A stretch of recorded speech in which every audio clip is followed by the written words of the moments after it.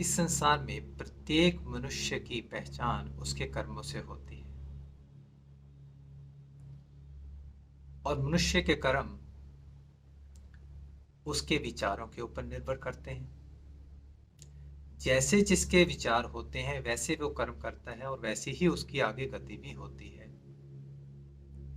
इन विचारों का उद्गम स्थान जो है, जहां से विचार उत्पन्न होते हैं, वह है मन। ब्रह्मविंदु उपनिषद में कहा गया है कि मन एव मनुष्याणाम कारणम बंध मोक्षयोः, कि ये मन ही मनुष्य के बंधन और मोक्ष का कारण है। यहां तक कि अंत समय में जो हमारे मन में मुख्य रूप से विचार चल रहा होता है, वैसी ही हमारी गति भी होती है। और वो विचार वही होता है जो पूरा जीवन हमने अभ्यास किया हो। इसलिए मनुष्यों का विचारों का बहुत बड़ा हमारे जीवन में योगदान होता है। इन विचारों की इतनी अधिक सामर्थ्य होती है कि यदि अच्छे विचार हैं, ऊर्ध्व गति की ओर जाने वाले हैं, तो ये हमें उस परम पिता परमात्मा से मिलाने की सामर्थ्य रखते हैं। और यही विचार यदि उल्टी दिशा में प्रवाहित होने लगे तो नीच से नीच गति को भी प्राप्त कराने में हमें सामर्थ्य रखते हैं। इन विचारों का शुद्ध होना बहुत आवश्यक है।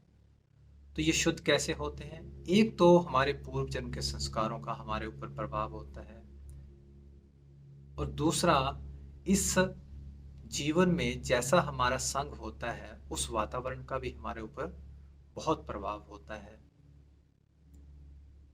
हम जैसे लोगों के बीच में रहते हैं, उनके आचरण का, उनके सोच विचार का हमारे ऊपर विशेष प्रभाव होता है। इसलिए हमें ऐसे लोगों का संग करना चाहिए जो शुद्ध हों, प्रबुद्ध हों, जिनका आचरण अच्छा हो, हमेशा दूसरों का हित चाहते हों, दूसरों के लिए एक आदर्श हों।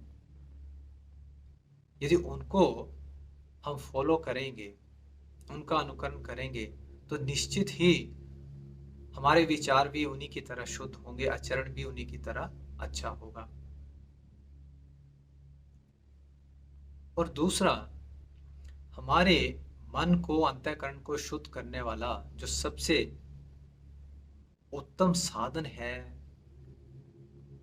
वो है ईश्वर का नाम स्मरण या ईश्वर का नाम जपना।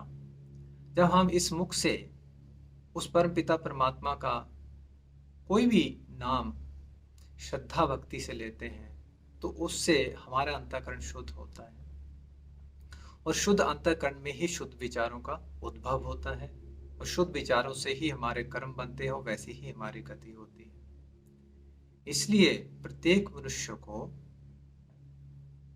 अच्छे विचारों के लिए, अच्छे विचारवानों का, ज्ञानियों का, गुरुओं का, संतों का, महापुरुषों का संग करना चाहिए और उन्हीं के बताए हुए मार्ग का अनुसरण करना चाहिए। तभी हमारे कर्म भी अच्छे होंगे और हमारी सद्गति भी होगी, क्योंकि हमारे विचार ही हमारे वर्तमान और भविष्य को तय करते हैं। इसलिए यदि हम चाहते हैं कि हमारा जीवन उत्तम हो, खुशहाल हो और दूसरों के लिए प्रेरणादायक हो, तो उसके लिए हमें अपने विचारों को अच्छा करना बहुत आवश्यक है। इसके लिए हमें अच्छा संग करना चाहिए और प्रभु का नाम लेना चाहिए।